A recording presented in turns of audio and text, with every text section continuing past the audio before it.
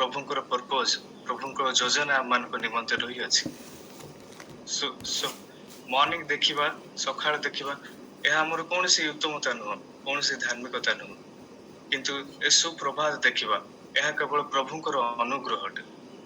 ପ୍ରଭୁ ଆମମାନଙ୍କୁ ଯେ ଦିନ ପରେ ଦିନ, ମାସ ପରେ ମାସ, ବର୍ଷ ପରେ ବର୍ଷ, ପ୍ରତ୍ୟେକ ନିମିଷରେ ଆମମାନେ ଯାହା ବି କରୁ, ଶୋଇବା, ବସିବା, ଉଠିବା, ଆମ ଜୀବନର ପ୍ରତ୍ୟେକ ବିଷୟରେ ଯେ ପ୍ରଭୁ ଆମମାନଙ୍କ ସହିତ ଅଛନ୍ତି, ପ୍ରଭୁଙ୍କୁ ମୁଁ କୋଟି କୋଟି ଧନ୍ୟବାଦ ଦିଏ। ଆଜି ମଧ୍ୟ ପ୍ରଭୁ ଏ ସୁନ୍ଦର ସମୟ ଆମମାନଙ୍କୁ ଦେଇଅଛନ୍ତି ପ୍ରଭାତ କାଳୀନ ସମୟରେ, ତାଙ୍କ ଚରଣ ତଳେ ବସି ତାଙ୍କ ଆରାଧନା କରିବା ନିମନ୍ତେ।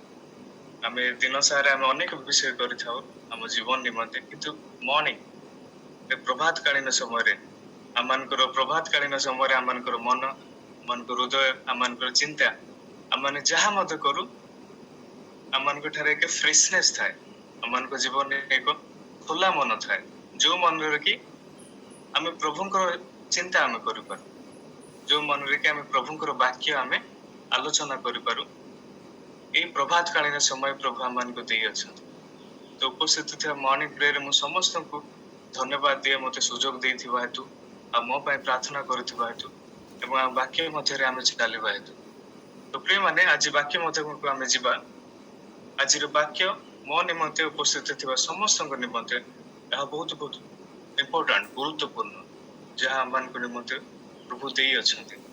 ଆଜିର ବାକ୍ୟର ସାରାଂଶ ହେଉଛି ଫିୟର ଅଫ ଦ ଲର୍ଡ, ପ୍ରଭୁ ଭୟ।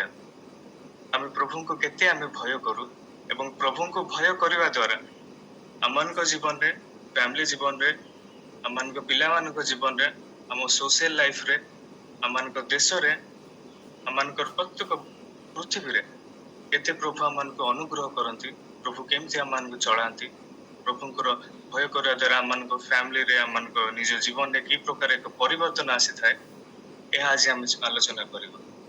ତ ଆଜିର ବାକ୍ୟ ଏକ ପ୍ରଶ୍ନ ଆମକୁ ପଚାରି ଦିଏ କି କଣ ଆମେ ପ୍ରଭୁଙ୍କୁ ଭୟ କରୁଅଛୁ, କଣ ମୁଁ ପ୍ରଭୁଙ୍କୁ ଭୟ କରୁଅଛି, ଏବଂ ମୁଁ କେତେ ମାତ୍ରାରେ ପ୍ରଭୁଙ୍କୁ ଭୟ କରୁଅଛି, ଏବଂ ପ୍ରଭୁଙ୍କୁ ମୁଁ କଣ ପାଇଁ ଭୟ କରୁଅଛି, ଏବଂ ପ୍ରଭୁଙ୍କୁ ଭୟ କରିବା ଦ୍ୱାରା ମୋ ଜୀବନରେ ଏକ ଫଳାଫଳ କଣ ଅଟେ, ତାହା ଆଜି ଆମେ ଚିନ୍ତା କରିବା।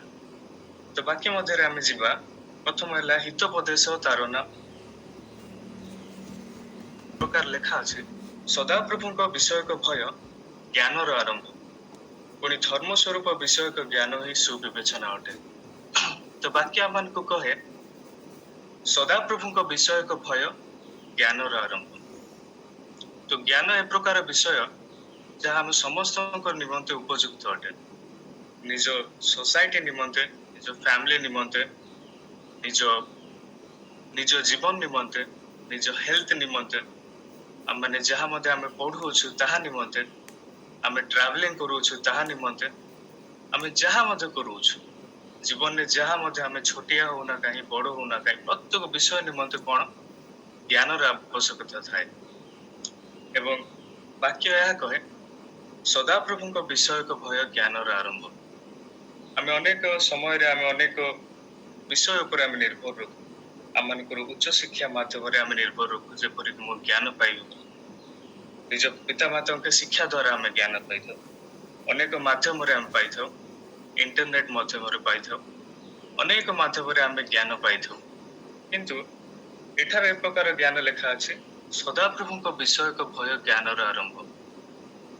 ଆମେ ଅନେକ ମାଧ୍ୟମରେ ଆମେ ଜ୍ଞାନ ପାଇଥାଉ, କିନ୍ତୁ ପ୍ରଭୁଙ୍କର ଜ୍ଞାନ ଏକ ଭିନ୍ନ ଅଟେ।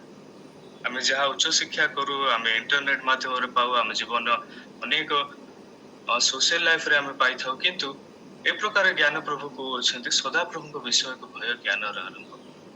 ପ୍ରିୟମାନେ, ଆମମାନଙ୍କୁ ଜ୍ଞାନର ଆବଶ୍ୟକତା ରହିଅଛି। ମୋ ଜୀବନରେ ମଧ୍ୟ, ଉପସ୍ଥିତ ଥିବା ସମସ୍ତଙ୍କ ଜୀବନରେ ମଧ୍ୟ ନିଶ୍ଚୟ ଆମମାନଙ୍କୁ ଜ୍ଞାନର ଆବଶ୍ୟକତା ରହିଛି। କିନ୍ତୁ ଏ ପ୍ରକାର ଜ୍ଞାନ ମଧ୍ୟ ଅଛି, ବାକ୍ୟରେ କୁହାଯାଇଅଛି, ଯାହା ଉର୍ଦ୍ଧ୍ୱରୁ ଆଗତ ଜ୍ଞାନ, ଯାହା ଉର୍ଦ୍ଧ୍ୱରୁ ଆଗତ ଜ୍ଞାନ ଆମମାନଙ୍କୁ ଦିଆଯାଏ କେତେବେଳେ ଆମେ ପ୍ରଭୁଙ୍କୁ ଆମେ ଭୟ କରୁ। ତାହା ଆମେ ଦେଖିପାରିବା ବାକ୍ୟ ମଧ୍ୟରେ, ତାହା ହେଉଛି ଯାକୋବ ପୁସ୍ତକ ତାର 3:17। ଏଠାରେ ଏ ପ୍ରକାର ଲେଖା ଅଛି, କିନ୍ତୁ ଉର୍ଦ୍ଧ୍ୱରୁ ଆଗତ ଜ୍ଞାନ ପ୍ରଥମରେ ପବିତ୍ର, ଏବଂ ଦ୍ୱିତୀୟରେ ଶାନ୍ତିପ୍ରିୟ, ମୃଦୁଶୀଳ, ବାଧ୍ୟ, ଦୟା ଓ ଉତ୍ତମ ଫଳରେ ପରିପୂର୍ଣ୍ଣ, ସନ୍ଦେହ ଶୂନ୍ୟ ଓ ନିଷ୍କପଟ ଅଟେ। ତ ପ୍ରିୟ ମାନେ ଆମେ ଅନେକ ଜ୍ଞାନ ପାଇଥାଉ, କିନ୍ତୁ ପ୍ରଭୁଙ୍କର ଜ୍ଞାନ ଏ ସଂସାର ଦ୍ୱାରା ଆମେ ପାଇନଥାଉ। ପ୍ରଭୁଙ୍କର ଜ୍ଞାନ ଏକ ଗିଫ୍ଟ ଅଟେ। ଏହା ସମସ୍ତଙ୍କ ଜୀବନରେ ଦେଖାଯାଏ ନାହିଁ। ସମସ୍ତଙ୍କ ଜୀବନରେ ଯୋଉ କ୍ୟାରେକ୍ଟର ମାଧ୍ୟମରେ ଦେଖାଯାଏ ନାହିଁ, ସ୍ୱଭାବ ମାଧ୍ୟମରେ ଦେଖାଯାଏ ନାହିଁ। ଅନେକ ଆମମାନଙ୍କ ମୋ ଜୀବନରେ ହଉନା କାହିଁକି, ସମସ୍ତଙ୍କ ମାଧ୍ୟମରେ। କିନ୍ତୁ ବାକ୍ୟରେ ଲେଖା ଅଛି ଯାକବ ପୁସ୍ତକ ତାର 3:7 କିନ୍ତୁ ଉର୍ଦ୍ଧ୍ୱରୁ ଆଗତ ଜ୍ଞାନ ଏବଂ ଉର୍ଦ୍ଧ୍ୱରୁ ଆଗତ ଜ୍ଞାନ ଏ ପ୍ରକାର ଜ୍ଞାନ ଯୋଉ ଜ୍ଞାନ କି ପ୍ରଭୁଙ୍କୁ ଭୟ କରିବା ଦ୍ୱାରା ଆସିଥାଏ। ଏବଂ ପ୍ରଭୁଙ୍କୁ ଭୟ କରିବା ଦ୍ୱାରା ଆମକୁ କଣ ଆସିଥାଏ? ଏକ ପବିତ୍ରତା, ଆମମାନଙ୍କ ଜୀବନରେ ଏକ ଚେଞ୍ଜେସ୍, ଏକ ପରିବର୍ତ୍ତନ ଆମମାନଙ୍କ ଜୀବନରେ ଦେଖାଯାଇଥାଏ। ତାହା ହଉଛି ଉର୍ଦ୍ଧ୍ୱରୁ ଆଗତ ଜ୍ଞାନ। ଏବଂ ଦ୍ୱିତୀୟ ହଉଛି ଶାନ୍ତି ପ୍ରିୟ। ଆମମାନଙ୍କ ଜୀବନରେ ଏକ ଶାନ୍ତି ଦେଖାଯାଏ। ମୋ ଜୀବନରେ ହଉନା କାହିଁକି, ଯଦି ମୋ ଜୀବନରେ ଶାନ୍ତି ଅଛି, ନିଶ୍ଚୟ ମୋ ଫ୍ୟାମିଲି ଜୀବନରେ ମଧ୍ୟ ତାହା ସ୍ପ୍ରେଡ୍ କରିବ। ଏ ପ୍ରକାର ଜ୍ଞାନ ଉର୍ଦ୍ଧ୍ୱରୁ ଆଗତ ଅଟେ, ଯାହା ଏ ଜଗତରୁ ନୁହଁ। ତାହା ହଉଛି ପ୍ରଭୁଙ୍କୁ ଭୟ କରିବା ଦ୍ୱାରା ଆସିଥାଏ। ଏବଂ ତୃତୀୟରେ ହେଲା ମୃଦୁଶୀଳ। ଆମେ କେତେ ମୃଦୁଶୀଳ ଆମମାନଙ୍କ ଜୀବନରେ, ଆମମାନଙ୍କ ଫ୍ୟାମିଲିରେ, ଆମମାନଙ୍କ ସୋସାଇଟିରେ, ଆମେ ଯାହା ମଧ୍ୟ ଆମେ କରୁଛୁ। ଏ ପ୍ରକାର ଜ୍ଞାନ କେବଳ ପ୍ରଭୁଙ୍କୁ ଭୟ କରିବା ଦ୍ୱାରା ହିଁ ଆସିଥାଏ। ଏବଂ ବାଧ୍ୟ, ଆମେ କେତେ ରେସ୍ପନ୍ସିବିଲିଟି, ଆମେ କେତେ ଚର୍ଚ୍ଚ ନିମନ୍ତେ ରେସ୍ପନ୍ସିବିଲିଟି, ମିନିଷ୍ଟ୍ରି ୱାର୍କ ନିମନ୍ତେ ରେସ୍ପନ୍ସିବିଲିଟି, ଆମ ସ୍ପିରିଚୁଆଲ ଲାଇଫ୍ ନିମନ୍ତେ ରେସ୍ପନ୍ସିବିଲିଟି, ଆମେ ଯାହା ମଧ୍ୟ ଆମେ କରୁଅଛୁ, ଏହା କେବଳ ପ୍ରଭୁଙ୍କୁ ଭୟ କରିବା ଦ୍ୱାରା ହିଁ ଆସିଥାଏ। ଏବଂ ଦୟା, ଅନ୍ୟକୁ ଦୟା କରିବା, ଅନ୍ୟକୁ ହେଲ୍ପ କରିବା। ଯଦି ଜଣେ ପଡୁଅଛି ତାକୁ ଉଠେଇବା, ଜଣେ ସାହାଯ୍ୟ ମାଗୁଅଛି ତାହାକୁ ସାହାଯ୍ୟ କରିବା, ଯଦି ଜଣେ କୌଣସି ଅବସ୍ଥାରେ ରହିଅଛି ତାହାକୁ ଦୟା ଦେଖେଇବା, ଏହା କେବଳ ପ୍ରଭୁଙ୍କୁ ଭୟ କରିବା ଦ୍ୱାରା ହିଁ ଆସିଥାଏ ଏବଂ ଉତ୍ତମ ଫଳରେ ପରିପୂର୍ଣ୍ଣ।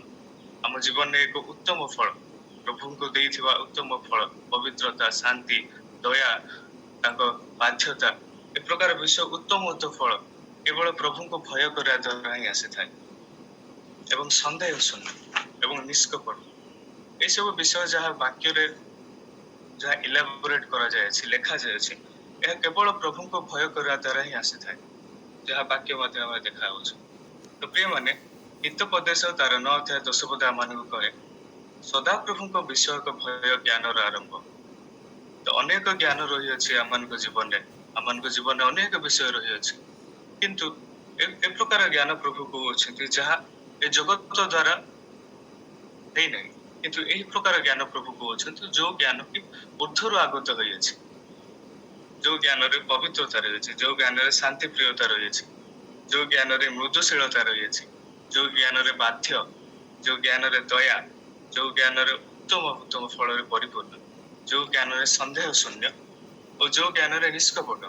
ତ ପ୍ରିୟମାନେ, ଏଇ ସବୁ ଫଳ, ଏଇ ସବୁ ବିଷୟ ଯଦି ଆମମାନଙ୍କ ଜୀବନରେ ଦେଖାଯିବାର ଅଛି, ଏଇ ସବୁ ବିଷୟ ଯଦି ମୋ ଜୀବନରେ ଦେଖାଯିବାର ଅଛି, କେବଳ ଗୋଟିଏ ବିଷୟ ହଉଛି, ତାହା ହଉଛି ସଦାପ୍ରଭୁଙ୍କ ବିଷୟକ ଭୟ ହିଁ ଜ୍ଞାନର ଆରମ୍ଭ। ତ ଆଜିର ପ୍ରଶ୍ନ ହେଲା, ଆମେ ସଦାପ୍ରଭୁଙ୍କୁ ଆମେ ଭୟ କରୁ କି? ନିଶ୍ଚୟ, ଯଦି ଆମେ ଭୟ କରୁନ, ଆଜି ଆମେ ଭୟ କରିବା ଶିଖିବା। ଯେତେବେଳେ ଆମେ ପ୍ରଭୁଙ୍କୁ ଭୟ କରିବା ଶିଖିବା, ତ ପ୍ରଭୁ ଏ ପ୍ରକାର ବିଷୟ, ଏ ପ୍ରକାର ଜ୍ଞାନ ଆମମାନଙ୍କୁ ଦେବେ, ଯୋଉ ଜ୍ଞାନ ଦ୍ୱାରା ଆମମାନଙ୍କ ସୋସାଇଟି, ଆମମାନଙ୍କର ପରିବାର, ଆମମାନଙ୍କ ଜୀବନ, ଆମମାନଙ୍କ ଚର୍ଚେସ୍, ଆମମାନଙ୍କର ପ୍ରତ୍ୟେକ ବିଷୟରେ ଯେ ପ୍ରଭୁଙ୍କର ସେଇ ଫଳ ଦେଖାଯିବ, ଆମେ ଜାଣିପାରିବୁ। ତ ପ୍ରିୟମାନେ, ପ୍ରଥମ ବିଷୟ ହେଲା ସଦାପ୍ରଭୁଙ୍କ ବିଷୟ ହିଁ ଜ୍ଞାନର ଆରମ୍ଭ।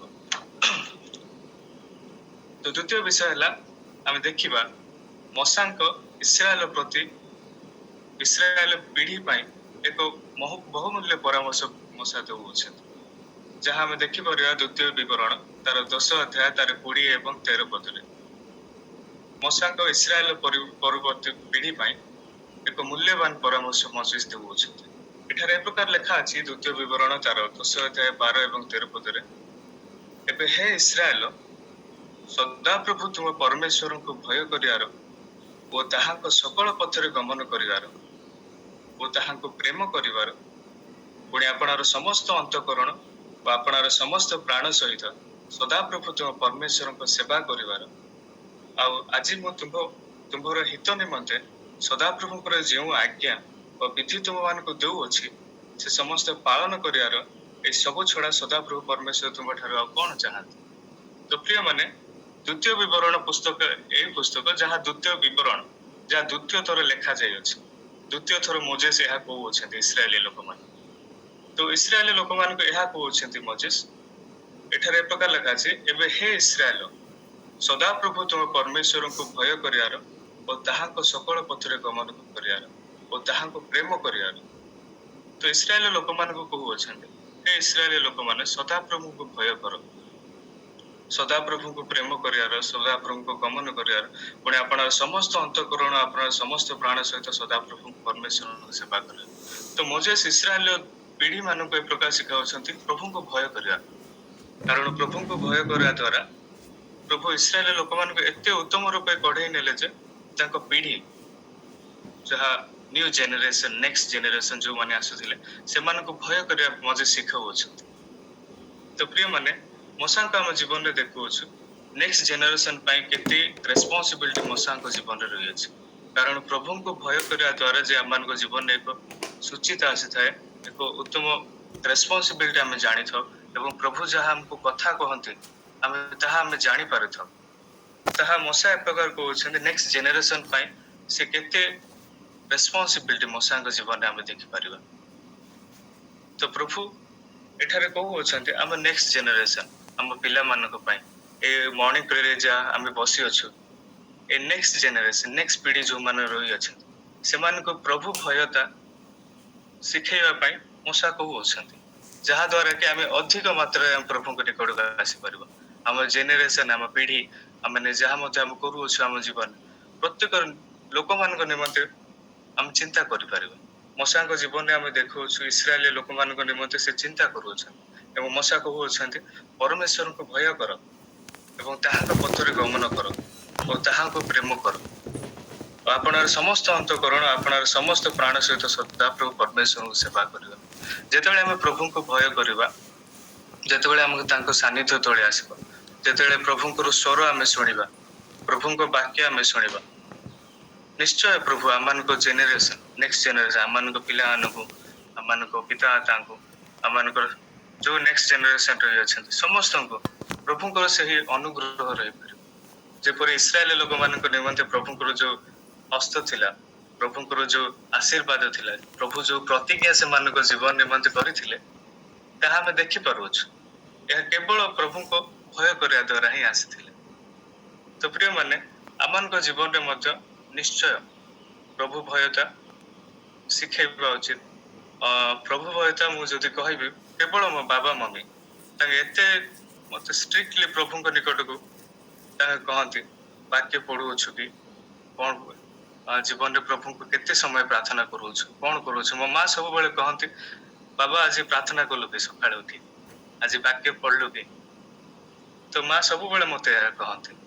ତ ନିଶ୍ଚୟ ଯେତେବେଳେ ଆମେ ପ୍ରଭୁଙ୍କୁ ଭୟ କରୁ, ଆମେ ଅଧିକ ମାତ୍ରାରେ ଆମେ ପ୍ରଭୁଙ୍କ ସହିତ ରହୁ। ଆମେ ଯେତେବେଳେ ଆମେ ପ୍ରଭୁଙ୍କୁ ଭୟ କରୁ, ଆମେ ଅନ୍ତଃକରଣ ସହ ପ୍ରଭୁଙ୍କୁ ଆମେ ଡାକି ପାରିଥାଉ। ଯେତେବେଳେ ଆମେ ପ୍ରଭୁଙ୍କୁ ଭୟ କରୁ, ଆମେ ରେସ୍ପନ୍ସିବିଲିଟି ନିଜ ପରିବାର ନିମନ୍ତେ ଆମେ ଜାଣିପାରିଥାଉ, ନିଜ ଫ୍ୟାମିଲି ନିମନ୍ତେ ଆମେ ଜାଣିପାରିଥାଉ। ଯେତେବେଳେ ଆମେ ପ୍ରଭୁଙ୍କୁ ଭୟ କରୁ, ନିଶ୍ଚୟ ଆମେ ଅନେକ ନିଗୁଡ ତତ୍ତ୍ୱ ଆମେ ଜାଣିପାରିଥାଉ। ଆମ ନେକ୍ସଟ ଜେନେରେସନ ପାଇଁ ଆମେ ଚିନ୍ତା କରୁଥାଉ, ନିଜ ଭବିଷ୍ୟତ ପାଇଁ ଆମେ ଚିନ୍ତା କରୁଥାଉ। ତ ପ୍ରିୟମାନେ, ପ୍ରଭୁ ଭୟତା ଯେ ଆମ ନେକ୍ସଟ ଜେନେରେସନ, ଆମମାନଙ୍କ ପିଲାମାନଙ୍କ ନିମନ୍ତେ, ଆମ ନେକ୍ସଟ ଜେନେରେସନ ଯୋଉମାନେ ଆସୁଅଛନ୍ତି ସେମାନଙ୍କ ନିମନ୍ତେ କେତେ ଆବଶ୍ୟକତା ରହିଅଛି ତାହା ଏହା ଦର୍ଶାଏ। ଯଦି ଆମେ ଏ ଜଗତରେ ଚିନ୍ତା କରିବା, ଯେତେବେଳେ ଆମ ଠାରେ କମ୍ଫର୍ଟ ଥାଏ, ଆମମାନଙ୍କ ଠାରେ ସବୁ ଥାଏ, ଆମମାନଙ୍କ ଠାରେ ଉତ୍ତମ ଜବ ଥାଏ, ଆମମାନଙ୍କ ଠାରେ ଉତ୍ତମ ଚଳିବା ପାଇଁ ସବୁ ଥାଏ, ଆମେ ପ୍ରଭୁଙ୍କର ଭୟ ଆମ ଠାରୁ ବେଳେ ବେଳେ ଚାଲି ଯାଇଥାଏ, ଯାହା ଦ୍ୱାରା ଆମେ ପ୍ରଭୁଙ୍କ ଠାରୁ ଅନେକ ଦୂରରେ ଆମେ ଚାଲିଥାଉ। କିନ୍ତୁ ପ୍ରଭୁ ଭୟତା ଯେ ଆମମାନଙ୍କ ଜୀବନରେ ଏତେ ଆବଶ୍ୟକତା ରହିଅଛି, ଯାହା ଆମକୁ ରେସ୍ପନ୍ସିବିଲିଟି ଏକ ଲାଇଫ ଦେଇଥାଏ, ଯେ ଆମେ ପ୍ରଭୁଙ୍କୁ ଭୟ କରିପାରିଥାଉ, ପ୍ରଭୁଙ୍କୁ ଏବେ ସୂଚି ମାତ୍ରାରେ ଆମେ ପ୍ରଭୁଙ୍କର ପ୍ରଶଂସା କରିଥାଉ, ପ୍ରଭୁଙ୍କୁ ଆମେ ବୁଝି ପାରିଥାଉ। ହଁ, ପ୍ରଭୁଙ୍କୁ ଆମେ ଭୟ କରିବା ଅଛି। ଆମେ ପ୍ରତ୍ୟେକ ଦିନ ତାଙ୍କ ବାକ୍ୟ ଆମେ ପଢି ଯାଉଛୁ, ପ୍ରତ୍ୟେକ ଦିନ ଯେ ଆମେ ତାଙ୍କ ସହିତ ଚାଲିବା ଅଛି, ପ୍ରତ୍ୟେକ ଦିନ ଯେ ଆମେ ତାହାଙ୍କ ସହିତ ବଢିବା ଅଛି। ତ ପ୍ରିୟମାନେ, ପ୍ରଭୁ ଭୟତା ମଶାଙ୍କ ଜୀବନରେ ଦେଖାଯାଇଥିଲା, ଯାହା ଫଳରେ ମଶାଙ୍କ ଜୀବନରେ ଯାହା ଦେଖାଯାଇଥିଲା ତାହା ଇସ୍ରାଏଲ ଲୋକମାନଙ୍କ ମଧ୍ୟରେ ଦେଖାଗଲା। ତ ପ୍ରିୟମାନେ, ଆଜିର ବାକ୍ୟ ହେଲା ଆମ ନେକ୍ସଟ ଜେନେରେସନ ପାଇଁ ପ୍ରଭୁ ଭୟତା ଆମେ ଶିଖେଇବା ଏବଂ ଆମ ଜୀବନରେ ମଧ୍ୟ ଆମେ ପ୍ରଭୁ ଭୟତା ଆମେ ଶିଖିବା, ଯାହା ଫଳରେ ଆମେ ଏକ ଭବିଷ୍ୟତ ପାଇଁ ଆମେ ଚିନ୍ତା କରିପାରିବା। ଏବଂ ତୃତୀୟ ବିଷୟ ହେଲା run the social system well by fear of the God। ସାମାଜିକ ବ୍ୟବସ୍ଥା ଚଳେଇବା ପାଇଁ ପ୍ରଭୁ ଭୟତା ଆବଶ୍ୟକତା ରହିଅଛି। ସମାଜକୁ ଚଳେଇବା ପାଇଁ, ଆମ ଚର୍ଚ୍ଚେସକୁ ଚଳେଇବା ପାଇଁ, ଆମମାନଙ୍କ ଜୀବନକୁ ଚଳେଇବା ପାଇଁ, ପ୍ରତ୍ୟେକ ବିଷୟକୁ ଆମେ ଯେ ମେଣ୍ଟେନ୍ କରିବା ପାଇଁ ଆମମାନଙ୍କୁ ପ୍ରଭୁ ଭୟତାର ଆବଶ୍ୟକତା ରହିଅଛି। ତ ପ୍ରିୟମାନେ, ଉପଦେଶକ ତାର 12 ଅଧ୍ୟାୟ 13 ଏବଂ 14 ପଦରେ ଏ ପ୍ରକାର ଲେଖା ଅଛି, ସାର କଥା ଏହି, ସବୁ ଶୁଣା ଯାଇଅଛି, ପରମେଶ୍ୱରଙ୍କୁ ଭୟ କର ଓ ତାହାଙ୍କର ଆଜ୍ଞା ସବୁ ପାଳନ କର, କାରଣ ଏହା ହିଁ ମନୁଷ୍ୟର ପୂର୍ଣ୍ଣ କର୍ତ୍ତବ୍ୟ ଅଟେ। ତ ମନୁଷ୍ୟର ଏକ କର୍ତ୍ତବ୍ୟ ରହିଅଛି, ଆମେ ଯେ ପ୍ରଭୁଙ୍କ ସାନ୍ନିଧ୍ୟ ତଳେ ଆସୁଅଛୁ, ଆମେ ଯେ ପ୍ରଭୁଙ୍କର ବାକ୍ୟରେ ଆମେ ଚାଲୁଅଛୁ, ତାହା ବହୁତ ବଡ଼ ବିଷୟ। କିନ୍ତୁ ସୋସିଆଲ ଲାଇଫକୁ ଆମେ ସୋସିଆଲ ସିଷ୍ଟମକୁ ଆମେ ଯଦି ଚଳେଇବା ପାଇଁ ହେଲେ, ଏହା ପ୍ରଭୁଙ୍କ ବାକ୍ୟ କହୁଅଛି, ସବୁ ଶୁଣା ଯାଇଅଛି, ପରମେଶ୍ୱରଙ୍କୁ ଭୟ କର ଓ ତାହାଙ୍କର ଆଜ୍ଞା ସବୁ ପାଳନ କର, କାରଣ ଏହା ହିଁ ମନୁଷ୍ୟର ପୂର୍ଣ୍ଣ କର୍ତ୍ତବ୍ୟ। ତ ମନୁଷ୍ୟର ପୂର୍ଣ୍ଣ କର୍ତ୍ତବ୍ୟ, ଆମମାନଙ୍କ ଜୀବନର ପୂର୍ଣ୍ଣ କର୍ତ୍ତବ୍ୟ ହେଉଛି ପ୍ରଭୁଙ୍କର ଆଜ୍ଞାକୁ ଆମେ ପାଳନ କରିବା ଏବଂ ପରମେଶ୍ୱରଙ୍କୁ ଭୟ କରିବା, ଯାହା ବାକ୍ୟ ଆମକୁ କହୁଅଛି। ଏକ ସୋସିଆଲ ଲାଇଫକୁ ଆମେ ଚଳେଇବା ନିମନ୍ତେ ହେଲେ ତ ପୂର୍ଣ୍ଣ କର୍ତ୍ତବ୍ୟ ଆମମାନଙ୍କ ଜୀବନରେ ରହିଅଛି, ତାହା ହେଉଛି ପ୍ରଭୁଙ୍କର ବାକ୍ୟକୁ ଆମେ ଚାଲିବା, ତାଙ୍କ ପଥ ଦେଇ ଆମେ ଚାଲିବା, ତାଙ୍କ ବାକ୍ୟ ମାନି ଚାଲିବା, ଯାହାଦ୍ୱାରା ଆମେ ସୋସାଇଟିକୁ ଆମେ ଚଳେଇ ପାରିବା, ଆମମାନଙ୍କ ଯୁବା ଜୀବନକୁ ମଧ୍ୟ ଆମେ ଚଳେଇ ପାରିବା। ଯାହା ବାକ୍ୟ କହୁଅଛି ତାହା ହେଉଛି ଉପଦେଶକ ତାର 12 ଅଧ୍ୟାୟ 1 ଏବଂ 2 ପଦରେ ଏ ପ୍ରକାର ଲେଖା ଅଛି, ଆଉ ତୁମେ ଯୌବନ କାଳରେ ଆପଣ ସୃଷ୍ଟିକର୍ତ୍ତାଙ୍କୁ ସ୍ମରଣ କର, ଯେହେତୁ ଦୁଃସମୟ ଆସୁଅଛି। ଯେଉଁ ସବୁ ବିଷୟ ବର୍ଷରେ ତୁମେ କହିବ, ଏହି ସବୁରେ ମୋହର କିଛି ସୁଖ ନାହିଁ, ସେହି ସବୁ ବିଷୟ ସନ୍ନିକଟ ହେଉଅଛି। ସେହି ସମୟରେ ସୂର୍ଯ୍ୟ, ଦୀପ୍ତି, ଚନ୍ଦ୍ର ଓ ତାରାଗଣ ଅନ୍ଧକାରମୟ ହେବେ, ପୁଣି ବୃଷ୍ଟି ଉତ୍ତାରେ ପୁନର୍ବାର ହେବ। ତ ପ୍ରିୟମାନେ, ଯେତେବେଳେ ଆମେ ଯୁବା ସମୟରେ ରହୁ, ଯେତେବେଳେ ମୋ ଜୀବନରେ ହଉ, ଅନେକ ଲୋକମାନେ ଅଛନ୍ତି, ଯୌବନ କାଳରେ ଆମେ ପ୍ରଭୁଙ୍କୁ ଭୟ କରିବା, କାରଣ ଦୁଃସମୟ ଆସୁଅଛି। ଯେତେବେଳେ ଆମେ ଯୌବନ ଥାଉ, ଯେତେବେଳେ ଆମ ପାଖରେ ବଳ ଥାଏ, ଆମମାନଙ୍କ ସବୁ କିଛି ଥାଏ ଆମ ଜୀବନରେ, ତ ଆମମାନଙ୍କ ପାଖରେ ପ୍ରଭୁ ଭୟତା ନଥାଏ, ଯାହାଦ୍ୱାରା ଅନେକ ଫଳାଫଳ ଆମମାନଙ୍କ ଜୀବନରେ ଦେଖାଯାଇଥାଏ। କିନ୍ତୁ ଉପଦେଶକ ପୁସ୍ତକରେ ଏ ପ୍ରକାର କହୁଅଛନ୍ତି, ତୁମେ ଯୌବନ କାଳରେ ଆପଣ ସୃଷ୍ଟିକର୍ତ୍ତାଙ୍କୁ ସ୍ମରଣ କର, ଯେହେତୁ ଦୁଃସମୟ ଆସୁଅଛି। ତ ପ୍ରଭୁ ଆମମାନଙ୍କୁ କହୁଅଛନ୍ତି, ଆମମାନଙ୍କ ପିଲାମାନଙ୍କୁ ଯୌବନ କାଳରେ ହିଁ ପ୍ରଭୁଙ୍କୁ ଭୟ କରିବା ଶିଖାଇବା ଅଛି, ଯାହାଦ୍ୱାରା ଏ ପ୍ରକାର ଦୁଃସମୟ ଆସୁଅଛି, ଯୋଉ ଦୁଃସମୟରେ ଆମେ ପ୍ରଭୁଙ୍କର ସାନ୍ନିଧ୍ୟ ତଳେ ଆମେ ଚାଲିପାରିବା, ଅନେକ ବିଷୟ ଆମେ ସାମ୍ନା କରିପାରିବା ଆମ ଜୀବନରେ। ତ ପ୍ରିୟମାନେ, ଏକ ସୋସିଆଲ ସିଷ୍ଟମକୁ ଚଳେଇବାକୁ ହେଲେ ଏବଂ ଆମ ଜୀବନକୁ ଚଳେଇବାକୁ ହେଲେ ତ କେବଳ ଗୋଟିଏ ବିଷୟ ପ୍ରଭୁ କହୁଅଛନ୍ତି, ଯାହା ସଲୋମନଙ୍କ ପୁସ୍ତକରେ ଆମେ ଦେଖିପାରୁଅଛୁ, ଯାହା ସଲୋମନ କହୁଅଛନ୍ତି, ତୁମ ଯୌବନ କାଳରେ ଆପଣ ସୃଷ୍ଟିକର୍ତ୍ତାଙ୍କୁ ସ୍ମରଣ କର। ନିଶ୍ଚୟ ଆମମାନଙ୍କ ଜୀବନରେ ଆମେ ଯାହା ମଧ୍ୟ ଆମ ଜୀବନରେ ଅଛି, ଆମେ ସୃଷ୍ଟିକର୍ତ୍ତାଙ୍କୁ ସ୍ମରଣ କରିବା। ଆଜି ଦିନ ପ୍ରଭୁ ଆମମାନଙ୍କୁ ଦେଇଅଛନ୍ତି ଆମ ସୃଷ୍ଟିକର୍ତ୍ତାଙ୍କୁ ସ୍ମରଣ କରିବା। ଆଜି ଦିନ ସାରା ଆମେ ଯାହା ମଧ୍ୟ ଆମ ଜୀବନରେ କରିବା, ଆମେ ଯେ ସୃଷ୍ଟିକର୍ତ୍ତାଙ୍କୁ ସ୍ମରଣ କରି ଚାଲିବା, ତେବେ ହିଁ ଆମେ ଜାଣିପାରିବା ଆମ ସୋସିଆଲ ଲାଇଫକୁ କେମିତି ଚଳେଇ ପାରିବା, ଆମ ସିଷ୍ଟମକୁ କେମିତି ଚଳେଇ ପାରିବା, ତାହା ପ୍ରଭୁଙ୍କ ବାକ୍ୟ ଆମମାନଙ୍କୁ କହୁଅଛି। ତ ପ୍ରିୟମାନେ, ଆସନ୍ତୁ ଆମେ ଏ ଯୌବନ କାଳରେ, ଏହି ଜୀବନରେ, ଆମମାନଙ୍କ ପ୍ରତ୍ୟେକ ନିମିଷରେ ଆମେ ପ୍ରଭୁଙ୍କୁ ଭୟ କରି ଚାଲିବା, ଯାହାଦ୍ୱାରା ଆମମାନଙ୍କ ଦୁଃସମୟକୁ ଆମେ ଯେପରି ସାମ୍ନା କରିପାରିବୁ, ଦୁଃସମୟରେ ଯେପରି ଆମେ ପ୍ରଭୁଙ୍କ ସହିତ ଆମେ ଚାଲିପାରିବୁ ଏବଂ ଏକ ବିଜୟ ଜୀବନ ଆମମାନଙ୍କ ଜୀବନରେ ଯେପରି ଆମେ କାଟିପାରିବୁ। ଏହା ଥିଲା ମୋର ତୃତୀୟ ବିଷୟ। ଚତୁର୍ଥ ବିଷୟ ହେଲା, the fear of the lord is clean. ଯେତେବେଳେ ଆମେ ଦାଉଦଙ୍କ ବିଷୟରେ ଦେଖୁଛୁ, ଦାଉଦ ଅନେକ ଏକ୍ସପିରିଏନ୍ସରେ ତାଙ୍କେ ବଢିଅଛନ୍ତି। ତାଙ୍କ ଜୀବନରେ ଅନେକ ସମସ୍ୟା ଆସିଲା, ଅନେକ ପରୀକ୍ଷା ଆସିଲା, ତାଙ୍କ ଜୀବନରେ ଅନେକ ବିଷୟ ତାଙ୍କେ ସମ୍ମୁଖୀନ କଲେ, ଯାହା ଦାଉଦଙ୍କ ପୁସ୍ତକ ହେଉଛି ଏକ ଏକ୍ସପିରିଏନ୍ସ ପୁସ୍ତକ, ଯାହା ଗୀତ ସହିତ ଯେତେବେଳେ ଆମେ ପଢୁ, ପ୍ରତ୍ୟେକ ବାକ୍ୟ ଯେ ଆମମାନଙ୍କ ପାଇଁ ଶିଖିବା ଅଛି, ପ୍ରତ୍ୟେକ ବାକ୍ୟ ଯେ ଆମମାନଙ୍କ ପାଇଁ ଇନ୍ସପାୟାର କରିଥାଏ। ତ ଏ ପ୍ରକାର ବାକ୍ୟରେ ଆମେ କେତେ ଯେ ଆମେ ଶିଖିଥାଉ। ତ ଚତୁର୍ଥ ବିଷୟରେ ଦାଉଦ କହନ୍ତି, the fear of the lord is clean. ସଦାପ୍ରଭୁଙ୍କ ଭୟ ଶୁଚି ଅଟେ। ତ ଗୀତ ସହିତ ତାର 19 ପଦ, ତାର 9 ଅଧ୍ୟାୟ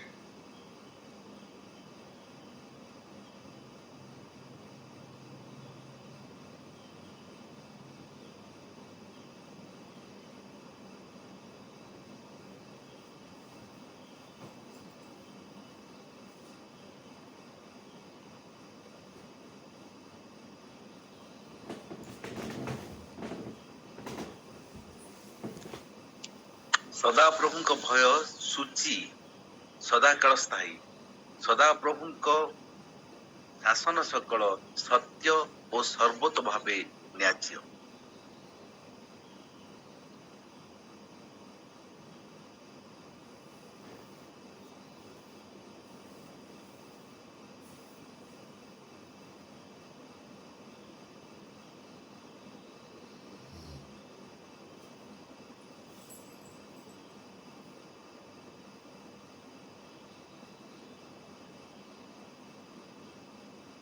ବିଶ୍ୱାସ ମ୍ୟୁଟ୍ ଅଛି ବୋଧେ।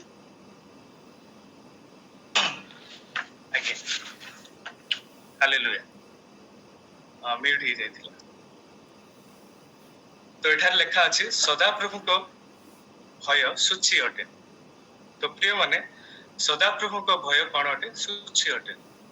ସୂଚି ତାହା କୁହାଯାଏ ଯେତେବେଳେ ଆମ ମନ ପ୍ରାଣ ଆତ୍ମା ଯେତେବେଳେ ଆମେ ପ୍ରଭୁଙ୍କ ଠାରୁ ଲାଗି ରହେ, ପ୍ରଭୁଙ୍କ ବାକ୍ୟ ଦ୍ୱାରା ଲାଗି ରହେ ଏବଂ ପ୍ରଭୁଙ୍କ ବାକ୍ୟକୁ ଯେପରି ଆମେ ଅଧିକରୁ ଅଧିକ ପାଳନ କରିପାରୁ, ପ୍ରଭୁ ଯାହା ମଧ୍ୟ ଆମମାନଙ୍କ ଜୀବନରେ କହିଅଛନ୍ତି ତାହା ଆମେ ଚିନ୍ତା କରିପାରିବୁ।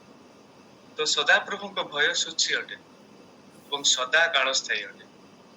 କେବଳ ଗୋଟିଏ କାଳ ନୁହଁ, କିନ୍ତୁ ସବୁବେଳେ ଆମମାନଙ୍କ ଜୀବନର ପ୍ରତ୍ୟେକ ନିମିଷରେ ଆମେ ଯାହା କରୁ ଆମେ ପ୍ରଭୁଙ୍କ ଭୟ କରି ଚାଲିବା ଏବଂ ସଦାପ୍ରଭୁଙ୍କ ଶାସନ ସକଳ ସତ୍ୟ ଅଟେ ଏବଂ ପ୍ରଭୁ ଯାହା ମଧ୍ୟ ଆମକୁ ଶାସନ କରନ୍ତି, ପ୍ରଭୁ ଯାହା ମଧ୍ୟ ଆମକୁ ତାଙ୍କ ବାକ୍ୟ ମଧ୍ୟରେ କହନ୍ତି ତାହା ସତ୍ୟ ଅଟେ ଓ ସର୍ବତ ଭାବେ ନ୍ୟାଯ୍ୟ ଅଟେ। ତ ପ୍ରିୟମାନେ ଦାଉଦ କହନ୍ତି ସଦାପ୍ରଭୁଙ୍କ ଭୟ ସୂଚି ଅଟେ। ତ ଆମମାନଙ୍କ ଜୀବନରେ ସଦାପ୍ରଭୁଙ୍କୁ ଯେତେବେଳେ ଆମେ ଭୟ କରୁ, ଏକ ଆମମାନଙ୍କ ଜୀବନରେ ଏକ ସୂଚିତା ଦେଖାଯାଏ।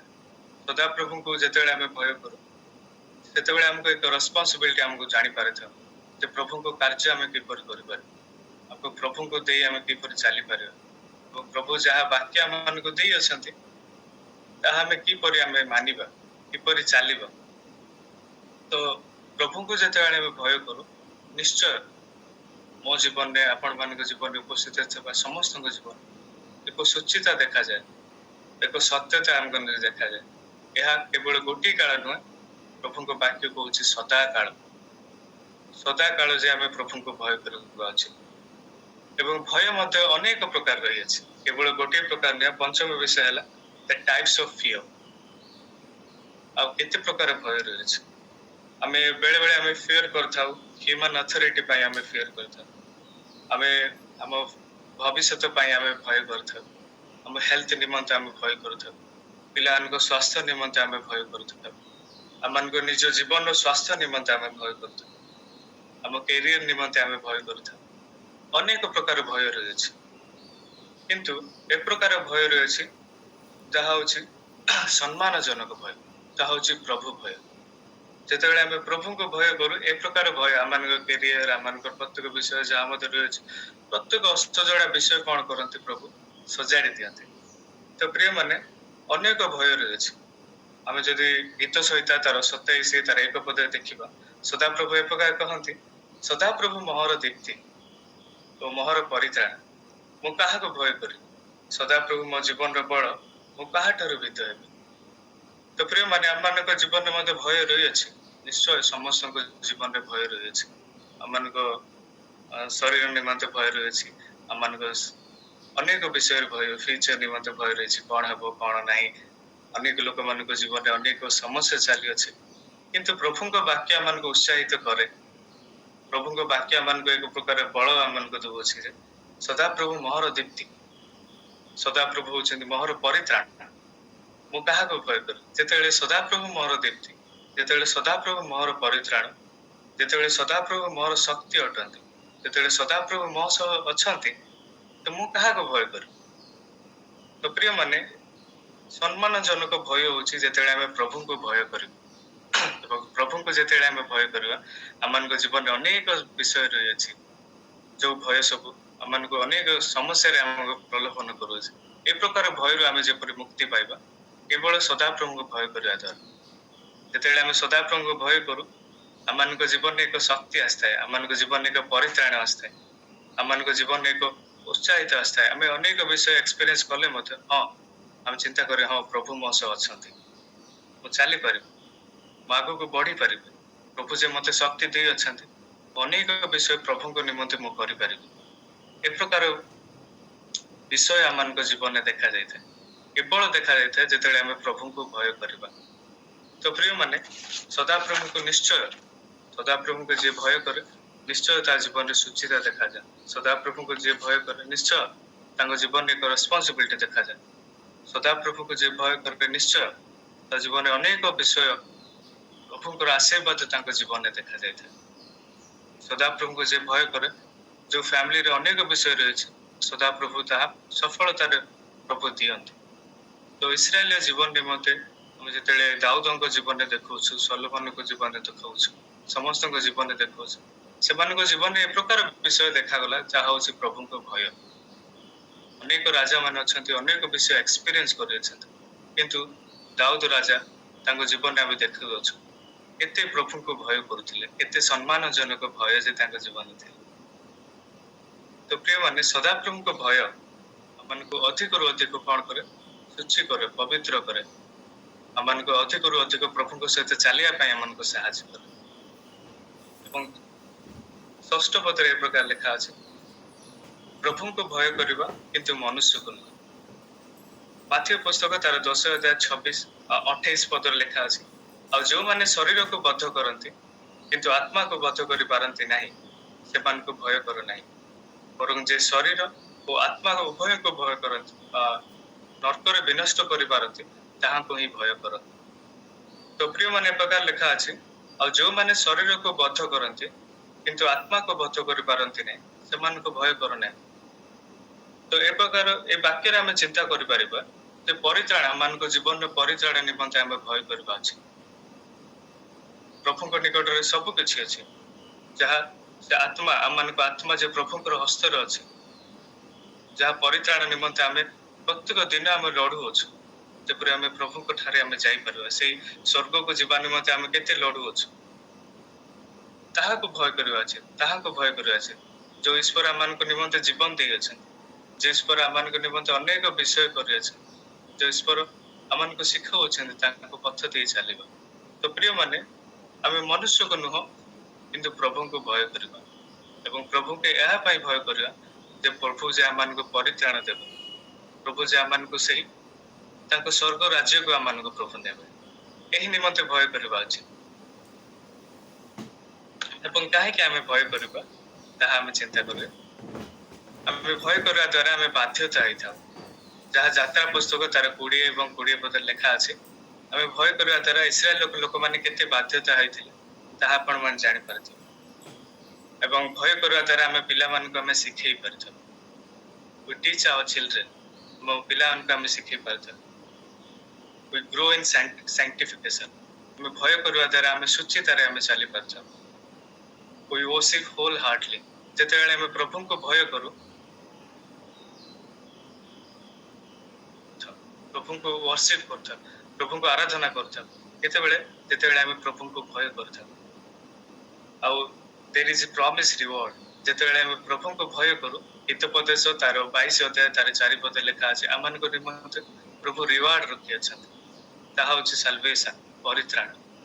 ତ ପ୍ରିୟମାନେ, ଅନେକ ବିଷୟ ଆମେ ଚିନ୍ତା କଲୁ, ଅନେକ ବିଷୟ ପ୍ରଭୁଙ୍କୁ ଭୟ କରିବା ଦ୍ୱାରା ଆମକୁ ପ୍ରଭୁ ଜ୍ଞାନ ଦିଅନ୍ତି। ପ୍ରଭୁଙ୍କୁ ଭୟ କରିବା ଦ୍ୱାରା ଆମେ ଯେପରି ନେକ୍ସଟ ଜେନେରେସନ ଆମେ ଯେପରି ଶିଖେଇ ପାରିବା ପ୍ରଭୁ ଭୟତା ଯେ କେତେ ଗୁରୁତ୍ୱପୂର୍ଣ୍ଣ, ଯାହା ଦ୍ୱାରା ଆମେ ପ୍ରଭୁଙ୍କ ସାନ୍ନିଧ୍ୟ ତଳେ ପ୍ରଭୁଙ୍କ ସହିତ ଆମେ ଲାଗିପାରିବୁ, ଏହା ପ୍ରଭୁ କହୁଅଛନ୍ତି। ଏବଂ ଆମେ ସୋସିଆଲ ସିଷ୍ଟମକୁ ଯେପରି ୱେଲ୍ କରିପାରିବା, ଭଲ କରିପାରିବା, ଏବଂ ପ୍ରଭୁ ଭୟତା ହିଁ ଆବଶ୍ୟକତା ରହିଛି। ଏବଂ ଆମ ଜୀବନରେ ସୁଚିତା, ଯାହା the fear of the lord is clean, ଏବଂ ପ୍ରଭୁ ଭୟତା ହିଁ ଆମମାନଙ୍କ ଜୀବନରେ ଆବଶ୍ୟକତା ରହିଛି। ଏବଂ ଅନେକ ଭୟ ବିଷୟରେ ଆମେ ଚିନ୍ତା କରୁ, କିନ୍ତୁ ସବୁଠାରୁ ଗୁରୁତ୍ୱପୂର୍ଣ୍ଣ ଭୟ ହେଲା ଯେପରି ପ୍ରଭୁ ଭୟ। ଯେତେବେଳେ ଆମେ ପ୍ରଭୁଙ୍କୁ ଭୟ କରୁ, ପ୍ରଭୁ ଆମର ଦୀପ୍ତି ଅଟନ୍ତି, ପ୍ରଭୁ ଆମର ପରିତ୍ରାଣ ଅଟନ୍ତି।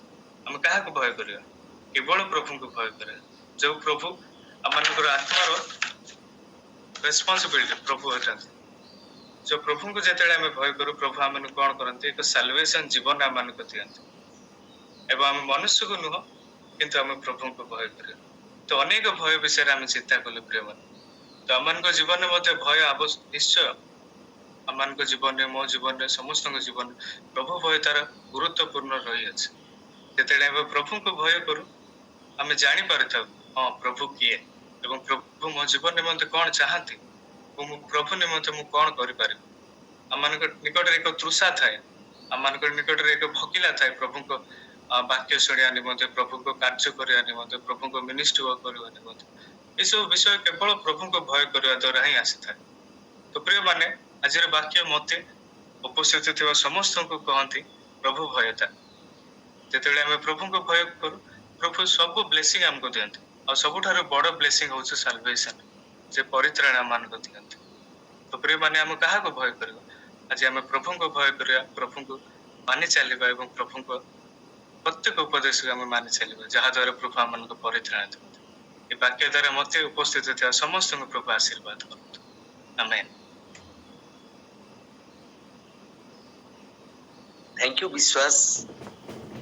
ପ୍ଲିଜ୍ ବହୁତ ଖୁସି ଲାଗୁଛି